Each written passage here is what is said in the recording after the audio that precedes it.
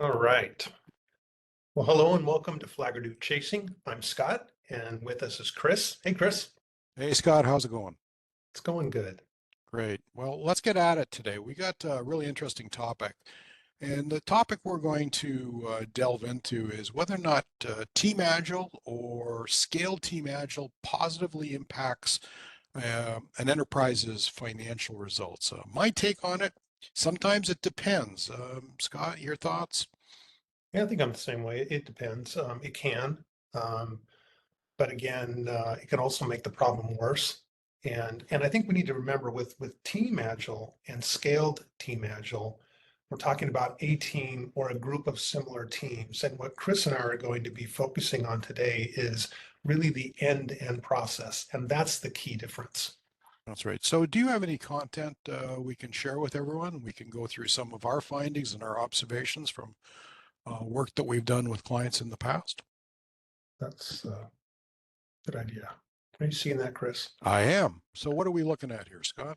Okay, so this is an example of a drive-through. And you notice here we have an end-to-end process. So we arrive in the drive-through, they receive your order, they prepare your food, they pack up your food, they take your payment, and then they give you the order. And then under each of these, we have the time it takes on average on each of these steps. But you'll notice here we have a bottle here that stands for bottleneck. Our bottleneck of 12 minutes is preparing food. And that's pretty typical in a drive-through. It's how long it takes to prepare the food. So if we are looking to optimize this process or to make it shorter, we should be targeting our efforts here on prepare food. How do we make this faster so that we can make the throughput faster or the time it takes to get food out less? Yeah, can I make an observation there, Scott? Yeah, Although, please. we've got it identified as 12 minutes, you also have to take an overarching view of this. What happens if you're the car behind this car that's waiting on the 12-minute order, or the car behind that? You're seeing that flow negatively impacted by that bottleneck of preparing food. So Right. it has some real life consequences. Yep. You can be stacking up a crowd behind you if it's taken 15 or more.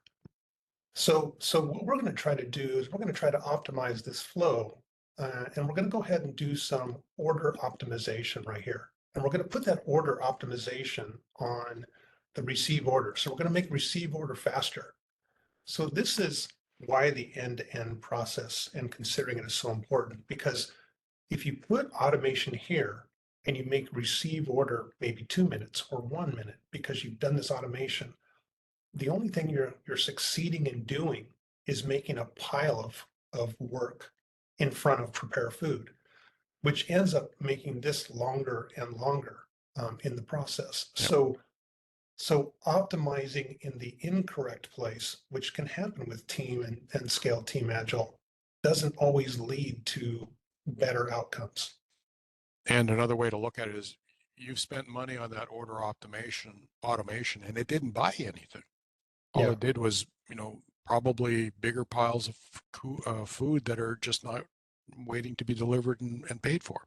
exactly. And so here's another example, and this is a more of a real world example for those of us in software, and it is we're going to look at all the same. This is the process. Now, these represent different teams that are all working together in order to generate sales. So all these teams are working together. We have again the amount of days over each of these teams' work, and you notice QA is 64 days. Take that back. Marketing down here is 77, but let's just say that marketing is really 20 days. We're going to make this real simple. So where's the bottleneck? If we look at this, the bottleneck's in QA. So that means if we do Team Agile or even scale Team Agile in development, but our bottleneck is in QA, again, all we're succeeding in doing is piling up work in front of QA. Yeah. And the piling up of work makes that take longer and longer and longer. And so this 64 days is no longer 64 days, it's much more because it's just sitting there waiting to get done.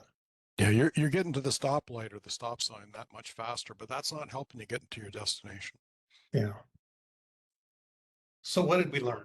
We learned that visualizing and then optimizing on an end-to-end process is much more likely than team and scaled team agile to drive those positive financial outcomes that we're seeking.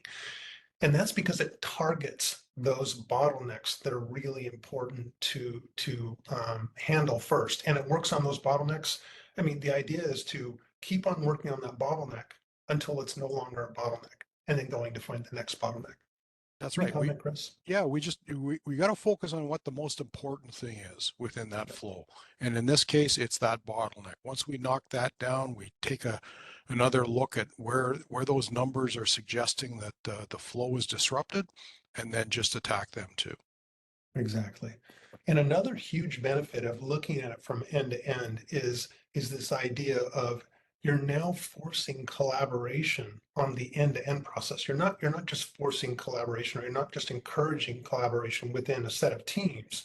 You're doing it over the end-to-end process. And that's better collaboration. It's better communication than just inter-team. Exactly. Exactly. So, and if you'll notice here, Chris hit on it a couple of seconds ago, you're using the pattern of visualizing your work, you're identifying your bottleneck, and you're working on that bottleneck until it's no longer a bottleneck, and then repeat and repeat and repeat. And that is continuous improvement. Yeah, and once you institute that continual improvement into the teams, it's really self-sustaining. It's really great to see. Yeah, no kidding, huh? Well, folks, if you're viewing this video on YouTube and have enjoyed it, please hit the like button. And of course, if you want to see more videos like this, click on subscribe. And if you're an executive at a company who's contemplating a transformation, trying to fix a broken one, or just trying to optimize the production capability of your organization, please feel free to schedule a no-cost 30-minute guidance session from us. And we'll put the link in the video description. Until next time, take care. Take care, everyone.